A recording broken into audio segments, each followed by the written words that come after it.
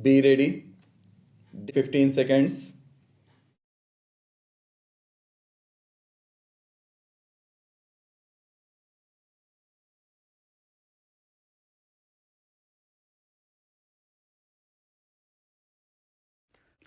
The good news is that the economy is on the move.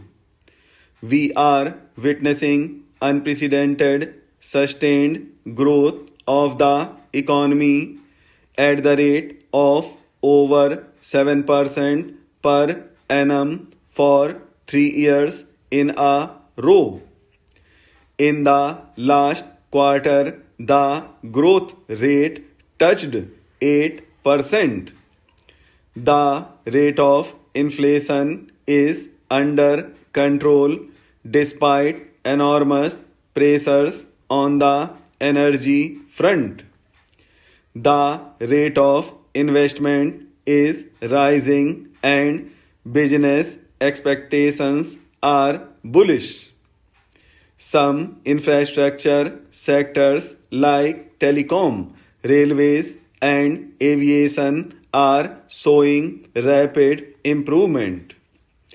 Through adoption of VAT by most states, the tax system has improved vastly. India has become the third most attractive investment destination after US and China.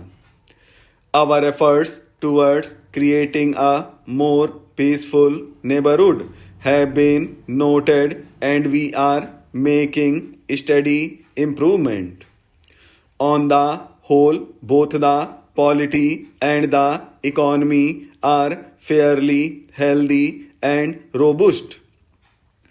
The progress in our relations with major powers has also boosted confidence in the economy. If nothing untoward happens, we should be able to sustain this momentum. However, it also requires hard work from all of us. There are three specific areas of concern. First, we need a massive infusion of investment in the infrastructure sector. We have taken important steps to accelerate this process, but much more needs to be done without delay. Second, we must improve the fiscal health of the central and state governments. The fiscal deficit remains at unacceptably high levels. While revenues are rising, so is expenditure, and we are in danger of sliding back on our commitment to fiscal responsibility. State governments have an especially important task at hand to improve their finances and deploy them more productively. Third, there has been an alarming decline in agricultural growth in the ninth and 10th plan period. This must be reversed. Without stepping up the rate of growth of income and investment in agriculture, it will not be possible for us to step up the overall rate of growth of the economy and generate employment opportunities. This is an area where the state governments have a critical role to play. Sustained high economic growth is essential to meet the several commitments that we have made to increase spending in areas like employment, education, and health. It is also essential that we improve the quality of governance at all levels and implement some of the key initiatives we have taken to redeem our pledge to our people. A key commitment we had made was to end the era of jobless growth and revive employment. Rozgar Badhao was our solemn pledge. I am happy that the Parliament passed the National Rural Employment Guarantee Act. I must express the gratitude of the government to our leader for her unwavering commitment in seeing this historic legislation through Parliament. For the first time through this act, we have recognized the right to work as a fundamental legal right. It entitles the rural poor to guaranteed employment for 100 days.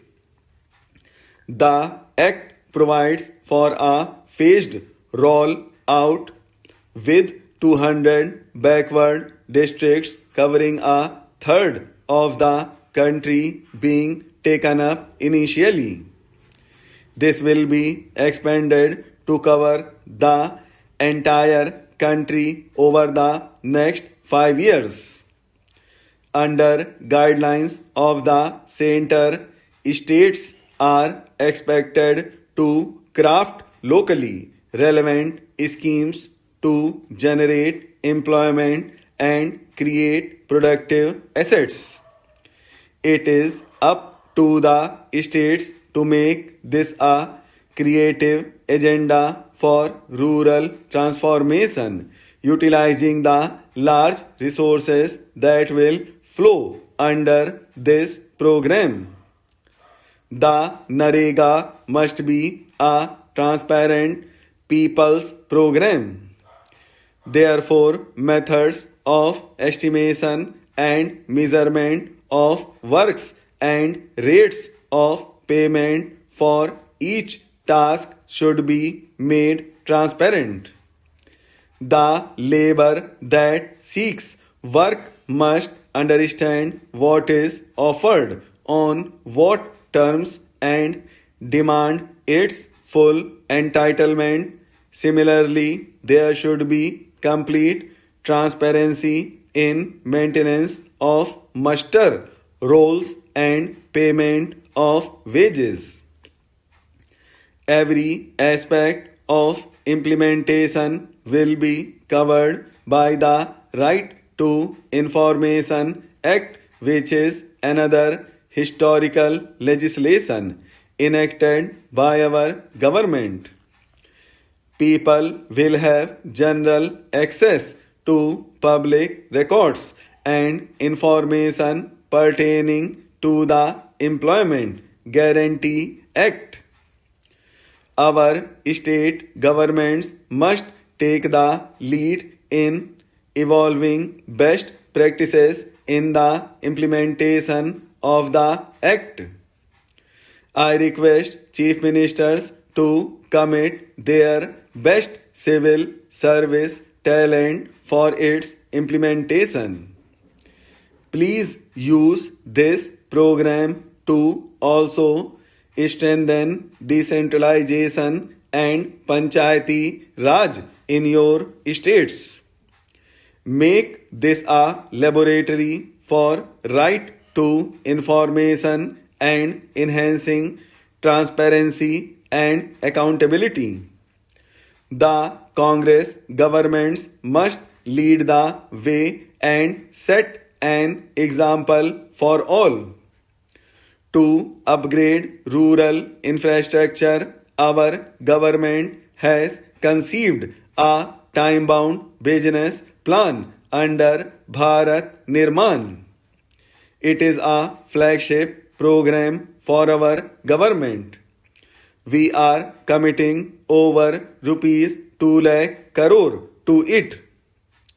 Bharat Nirman should unleash the growth potential of our villages. In the next 4 years, we need to ensure that every habitation has potable drinking water. Every village of a over 1000 population or over 500 in hilly and tribal areas must have all Pakka roads. Every village must have electricity and telephone connectivity. We must ensure that over 1 crore hectares of land is irrigated in the country.